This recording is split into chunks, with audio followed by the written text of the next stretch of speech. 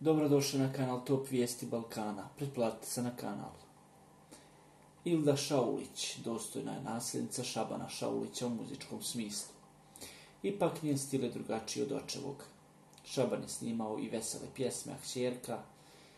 Moje pjesme su sve nekako bile tužne, što bi rekao moj tata. Imaš ti kćerku neku pobjedničku pjesmu. Uvijek su sve pjesme bile nekako sjetne, tužne. Stalno nešto patim, ne znam. Meni se dešavalo da i u trenucima kada sam bila srećna snimam takve pjesme.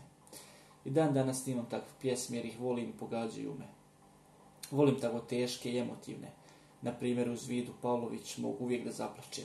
Ne zato što ta priča mene pogađa, nego zaista volim tu sjetu. Ne mora tekst da se odnosi na mene, kazala je Ilda za Grand. Jednu od takvih upravo otpjevala i snimala u čast pokojnog oca. Emotivno najteža pjesma koju sam snimila nije posvećena nekim muško-ženskim odnosima. To je pjesma Suza koju sam ja posvetila mom pokojnom ocu.